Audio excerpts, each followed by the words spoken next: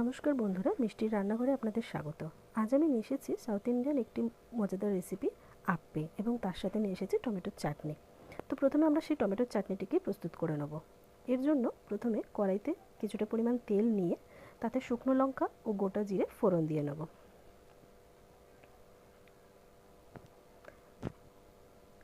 এরপর আমি এখানে 4-5টি রসুন ব্যবহার করেছি।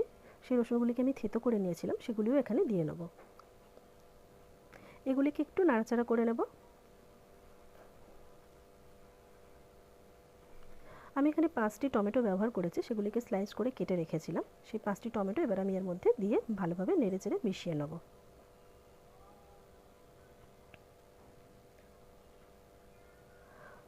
পরিমাণ একটু কমে আসলে এর মধ্যে দিয়ে দেবো সামান্য পরিমাণ হলুদ।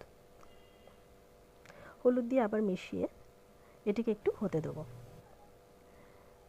দেখাই যাচ্ছে টমেটোর পরিমাণ বেশ কিছুটা কমে এসেছে। একদম শেষ পর্যায়ে আমি এর মধ্যে দিয়ে দেবো সামান্য পরিমাণ নুন। মিশিয়ে নিয়ে এটিকে অন্য একটি পাত্রে তুলে ঠান্ডা হতে দেব। ঠান্ডা হলে আমাদের এটিকে মিক্সিতে নিয়ে পিষে নিতে হবে। এরপর আমি কড়াতে তেল দিয়ে তার মধ্যে দিয়ে দেবো শুকনো লঙ্কা আর দেব সর্ষে।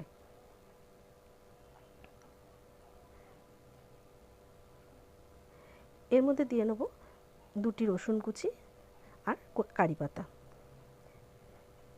এবার এগুলিকে ভালোভাবে নাড়াচাড়া করে মিশিয়ে নেব। এদিকে আমার টমেটোর পেস্ট রেডি। এখন সেই পেস্টটি আমি এর মধ্যে ঢেলে দেব। এটিকে বেশ কিছুক্ষণ ফুটতে দিতে হবে। ধীরে ধীরে এর রং পরিবর্তন হবে। দেখাই যাচ্ছে এটি পরিমাণও কমে এসছে এবং রঙের পরিবর্তন হয়ে গেছে। ব্যাস তৈরি আমাদের টমেটোর চাটনি। এরপর তৈরি করব আমরা আপ্পে। আপ্পের জন্য আমি এখানে কিছু সবজি নিয়েছি, যেমন গাজর, কড়াইশুঁটি, বাঁধাকপি আর কাঁচা লঙ্কা, আদা বাটা।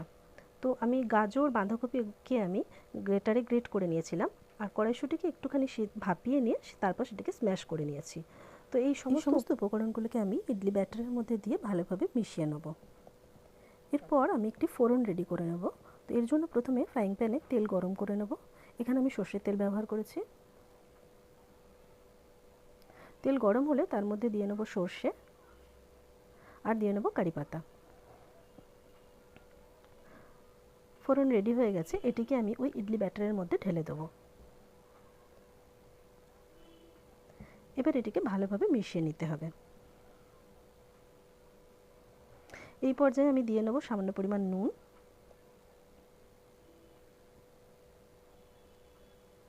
আর দিয়ে নেব খাবার সোডা, একদম সামান্য। দিয়ে ভালোভাবে মিশিয়ে এটিকে সাইডে রেখে আমি আপ্পে প্যান বসিয়ে নিচ্ছি। এবার এর মধ্যে তেল দিয়ে আমি ব্রাশে করে গ্রিস করে নেব প্রত্যেকটি প্যানের মধ্যে। এবার এখানে আমি ইডলি ব্যাটার একে একে দিয়ে নিয়েছি, দিয়ে সেটিকে চাপা দিয়ে কিছুক্ষণ হতে দেব। 10 মিনিট পর আমি এটাকে উল্টে দেখে নিচ্ছি, আমার একটা সাইড হয়ে গেছে। এবার অপর সাইডটিকেও একইভাবে আমি উল্টে রেডি করে নেব।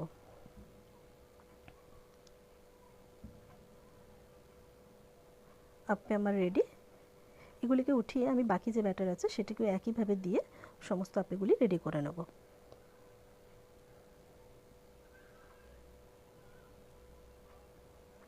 ব্যাস, আপ্পে তৈরি।